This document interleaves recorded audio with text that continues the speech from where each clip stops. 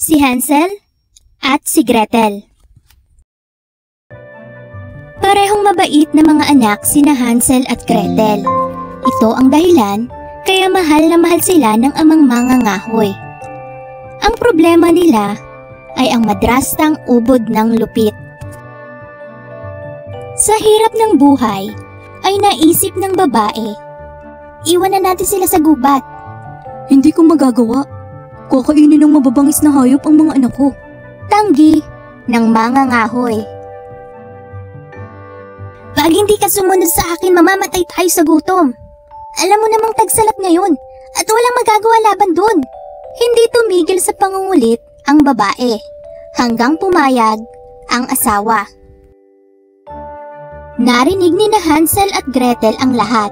Hating gabi, lumabas ng bahay si Hansel. Nakita niya ang nagkikislapang mga bato sa liwanag ng buwan. Pinuno niya ng maliliit na bato ang kanyang bulsa. Kinaumagahan ay nagpunta sila sa gubat. Napansin ng ama na madalas huminto sa paglalakad si Hansel at panay din ang lingon. Bakit ka ba lingon ng lingon? Tanong nito. Lingon ng lingon si Hansel para tingnan ang landas na binabagsakan ng maliliit na mga bato.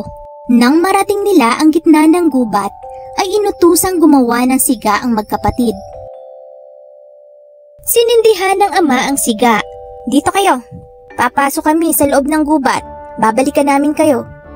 Sabi ng madrasta sa kanila. Pero gabi na, ay hindi pa rin sila binabalikan ng dalawa. Nakarinig sila ng alulong ng isang lobo. Sa sobrang takot ay napaiyak si Gretel. Niyakap siya ni Hansel. Nang lumiwanag ang buwan, ay sinundan nila ang landas ng maliliit na mga batong inilaglag ni Hansel. Hindi makapaniwala ang madrasta nang makita uli sina Hansel at Gretel. Tuwang-tuwa naman ang ama nang makita sila. Niyakap nito ang mga anak at nangakong hindi na makikinig sa sasabihin ng asawa. Sa sumunod na mga araw, naging maayos ang lahat, ngunit makaraan ng ilang araw, nagreklamo na naman ang babae. Hindi ito tumigil hanggang hindi sumasang-ayon ang lalaki sa gusto nito. Napakinggan sila ng magkapatid, kaya muling pupulot ng mga bato si Hansel. Pero nahuli siya. Aha! Bulalas nito.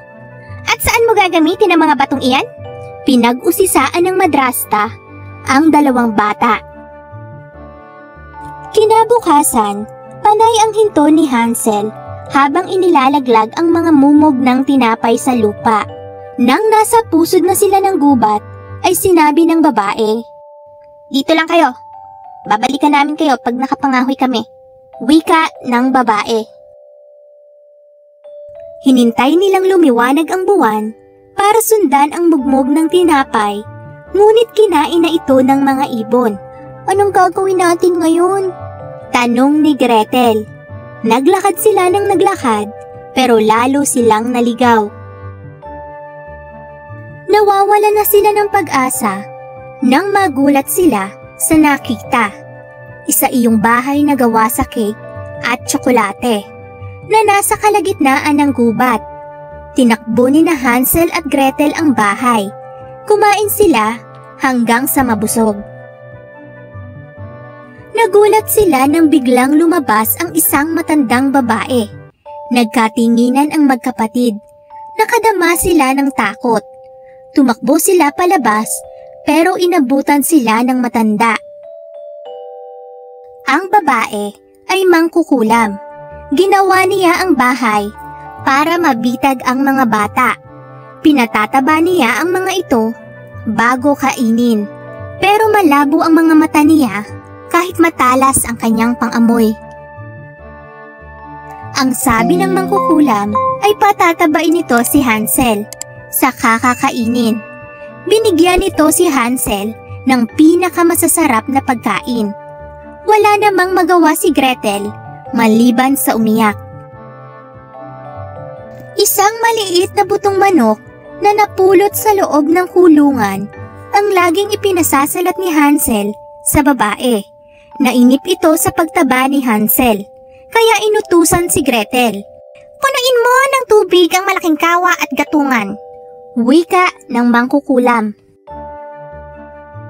Nagalit ang mangkukulam dahil ayaw tingnan ni Gretel kung mainit na ang loob ng pugon.